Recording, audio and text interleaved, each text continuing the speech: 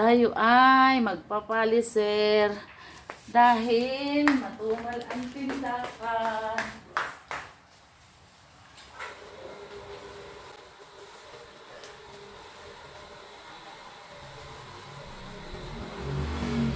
Good morning, good morning.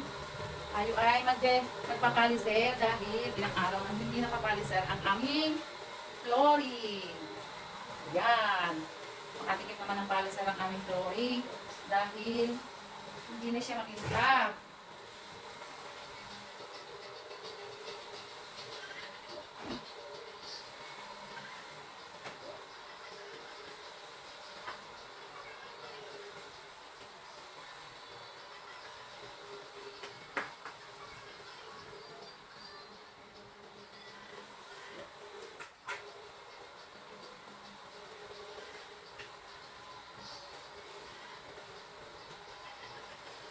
Ay, super 8. Kaya ano mo naman pumupuan?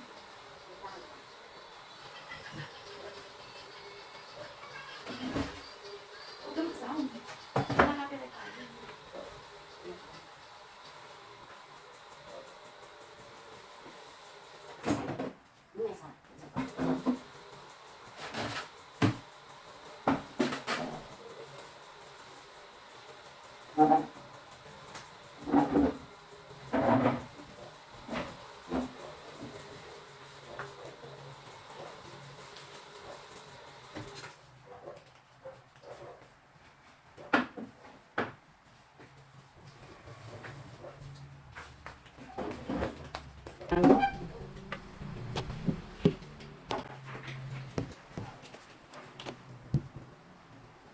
Ayan.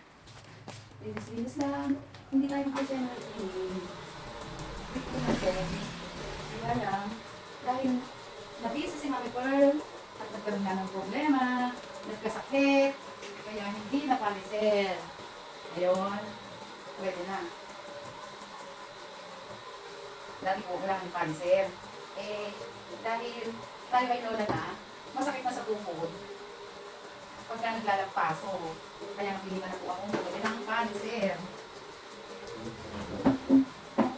Kasi po, pag hindi pinaliser, hindi po siya mag-impact. Paano naman? Makinis naman siya tingnan, makinis tungtungan, kaya lang hindi po siya mag-impact pagka hindi pinaliser. Kaya, ayun.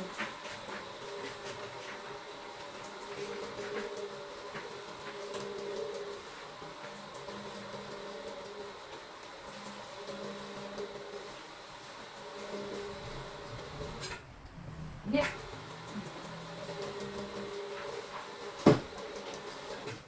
Paano ka kung isa kang kasambahan? Paano ka kung isa kang kasambahan? Tapos na pag-uwi sa siya, tapos tatawagin ka pa ng amo mo na, Inday! Pwede mo ka pa ako. Okay. Kung isa kang kasambahan, tapos ang iyong madam ay palautos.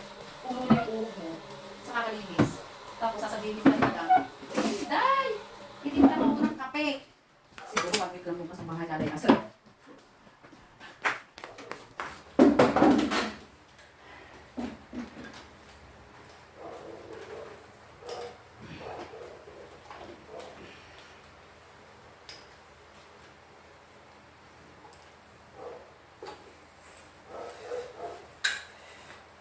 Yan lang po. Ako po kasi nagpapaliser kasi si Miss A hindi po niya kaya yung paliser dahil sobrang bigat.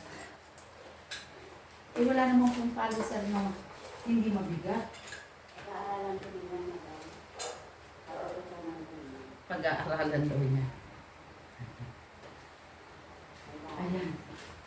Ayan, natapos na din. Good morning! Sino po ba dito ang may sari-sari store owner na naglilinis din? Siyempre, nanay ka na. Kailangan mong gawin yon, di ba? At ngayon, bukas panibagong schedule na naman tayo. At sa inyo may halaman pa si Madam. Ayan. Di ba nung isang araw na sabi ko sa inyo, nagkalkal kami ng garden. O eto. Sa loob ng bahay po kasi, pagka merong fresh na halaman, parang ang bahay mo fresh na rin. Okay. Sorry. Hello! Hello po!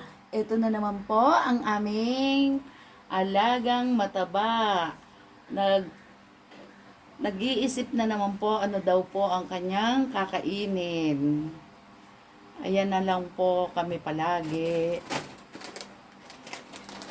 Ayan, Moby. Sarap ito. Caramel pass na movie. Dalan mo akong tubig. So, ayun na nga po, kanina, linis. Ngayon, pagkatapos ng paliser namin, dito naman kami ni Super A sa tindahan. At ngayon pa lang, nakapag-relax. At ngayon, ay tinda-tinda na naman po tayo. Tinda-tinda na naman po tayo. Nakakabawi-bawi na po kahit papano. At ngayon, ang aking screen ay sinasarado ko na dahil may mga pusang ligaw. Nung isang beses, wala po ako na iwan ni Super A ang screen. Wala. Ang akala po namin, ang kumakain ng tinapay, ng tasty, na gardenia pa, ay si Bea. Hindi po pala. Meron pong pusang ligaw na pumapasok. Kaya ngayon, lagi na siyang sarado. Kasi ayun, na-interrupt tayo, may bumili. May bumili ng 1.5 at saka yellow. So, ayun na nga po. Yun na nga po ang istorya ng aking screen. Pero nyo naman, 85 pesos ang bentahan ng tasty na gardenia. Tapos kakainin, apat na ano, hindi napansin ni Super A. Kaya ngayon, lagi na siyang sarado. Kasi, nakatikim na nakatikim na si Pusang Gala. Nakapasok na. Kaya babalik-balikan. Pero simula nung nagsarado na kami ng screen, hindi ko na siya nakikita. Sana naligaw na nga siya. O siya, babay na po.